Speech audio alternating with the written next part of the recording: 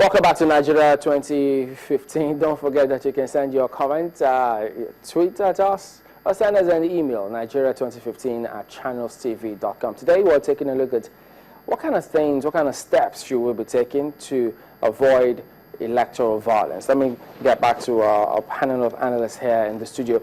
Well, when we're talking about the judiciary, but the thing is, many have this impression that when cases get to that stage, it stays almost forever, to the extent that previously some politicians usually boast that we'll meet in court because they take advantage of that.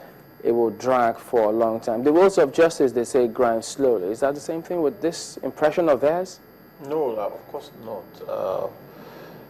In the recent times, the judges, lawyers, and all stakeholders in the judicial sector have since upped their games in respect of election matters, election petitions, and even pre-election cases. You know that the National Assembly amended the Constitution to make a prescription for a number of days within which you could hear an election petition. It must not be more than 180 days. And for a good example, let's take Ekiti, for instance. On the 14th of this month, the Supreme Court will deliver judgment, finally, in an election that was held last year. So it's now moving very smoothly.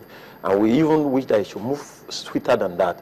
So that even before the swearing of a particular candidate, election petitions should have been concluded, and the will of progress for that state is steady and moving very quickly. But I must point out from the comment of Mr. Ernest Ojukwu rather, you cannot describe some states as troublesome, because you do not use the activities of a few disgruntled people to characterize a state. I don't see Rivers as a troublesome state. I don't see Lagos as a troublesome state. Because we're talking about what to do now to prevent any spillover of violence. So what if it says, look, these are states that they're keeping their eye on? It's all a matter of intelligence, Chamberlain. The police by now should be able to know the groups and their leaders and keep a tab on them. Because everything about violence is always premeditated. There must be a directive, either in the cult, either among the area boys. People don't act on their own. They wait for instruction from leaders. It's like when you play a football match and you know the striker. The coach has given instructions to the players to mark him out so that it doesn't cause trouble. Let me get his direct response to this before I come back to Mr. Benitez. Yes, I hope you can hear us at this time. About intelligence gathering of the security agencies, are you up to the task with respect to this? Because he has spoken about how the police authorities need to just be one step ahead of these people. For instance, let's get your response on that first, and then we'll take the next line.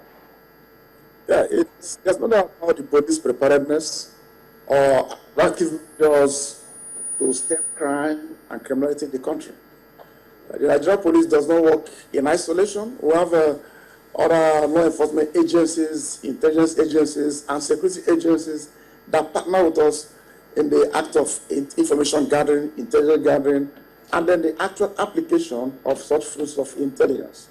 We are not lagging behind in any material particular as concerns that. And in respect to what my friend just mentioned there are a number of persons we've actually identified as key actors in the areas of making trouble in states or that may cause violence in some states. Such persons have been fingered, and we put our tabs on them. I can assure you that many of them have been arrested and are being investigated.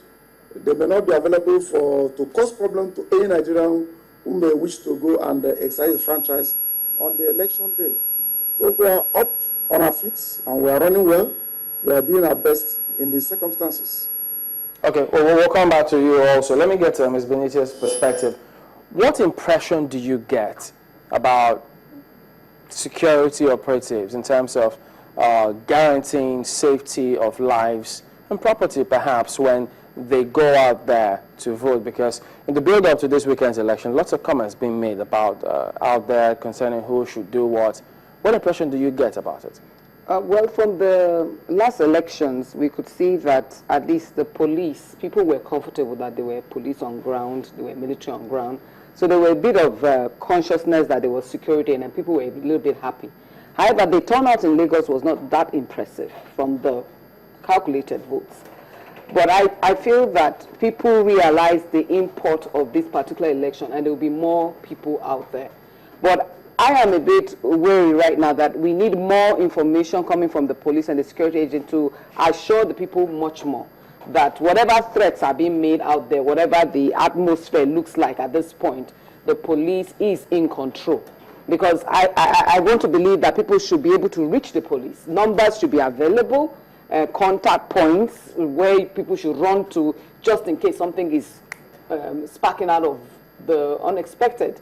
However, I want to believe that this election, I'm confident that Lagosians or in River States or whatever states are really going to come up, because if the police are assuring us that they're on ground, they have increased even the number of people on the streets, I'm good to go. But I'm more concerned about us educating the public that do not become a pawn in anybody's hands.